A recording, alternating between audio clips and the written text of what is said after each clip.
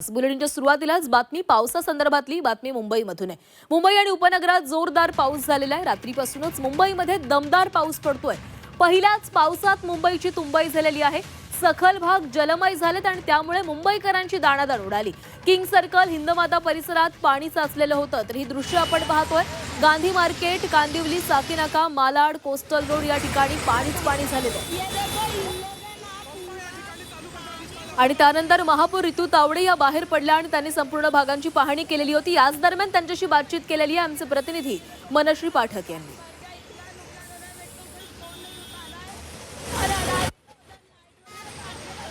मुंबईच्या महापौर ऋतू तावडे सध्या ऑन फील्ड आहेत। मान्सून दाखल झालेला आहे मुंबईमध्ये आणि सोबतच आपण बघतोय की भूमिगत टाक्यांची पाहणी ऋतू तावडेंकडून केली जाते, मुंबईच्या महापौरांकडून केली जाते। ज्या ज्या ठिकाणी पंप लावलेले आहेत ते पंप कार्यान्वित झालेले आहेत की नाही याची पाहणी सुद्धा महापौर करतायत।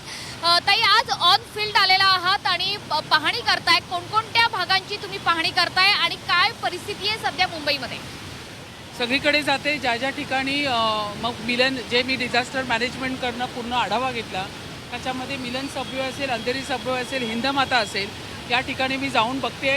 आता या ठिकाणी मी हिंदमाताला उभी आहे। हिंदमाताला उभी असताना मला ह्या सगळ्या बाजूनी पंप फुल फ्लेजमध्ये कार्यान्वित आहे। त्या ठिकाणी 5 कार्यान्वित आहे, या ठिकाणी 6 पंप कार्यान्वित आहे। या ठिकाणी आलेला संपूर्ण जो पाणी आहे त्याचा निचरा होताना तुम्ही बघताय। तर काम अतिशय फुल वॉर फुटिंगवरती मुंबई महानगरपालिकेच्या प्रशासनाच्या माध्यमातून चालू आहे। विरोधक म्हणतात की या पद्धतीच्या उपाययोजना या आधीच्या कार्यकाळात झाल्या आहेत। भूमिगत टाक्यांचा पायलट प्रोजेक्ट ही संकल्पना आदित्य ठाकरेंनी राबवलेली होती। आज त्याच भूमिगत टाक्यांचा उपयोग होतोय मुंबईला। चांगली गोष्ट आहे। मुंबई महानगरपालिकेने 25 वर्ष तुम्हाला बसवलं होतं की मुंबई महानगरपालिकेने 25 वर्ष तुम्हाला बसवल्यावरती तुमच्याकडनं ह्या कामं अपेक्षितच आहे। ही कामं तुम्ही केली, पण त्या रोडचं काय करायचं? त्या रोडवरती गेले 25 वर्ष खड्डे पडत होते, त्या खड्ड्यांचं काय करायचं? आज 2014 नंतर जवळपास 1700 किलोमीटरचे रोड आणि त्याच्या बाजूला असलेले आता 1700 किलोमीटरचे रोड आपण पूर्ण CC केले, साईड ड्रेन्स केल्या।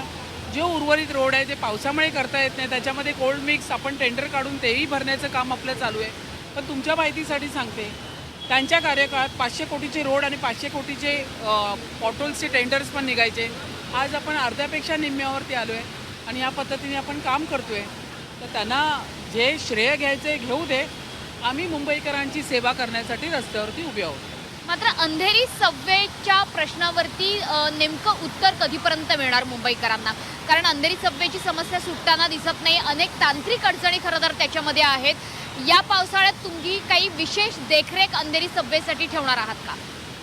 अंधेरी सबवेची भौगोलिक परिस्थिती पाहता त्या ठिकाणी त्याच्या वरच्या साईडला जे मैदान आहे त्या ठिकाणी टाकी बनण्याचं चालू आहे।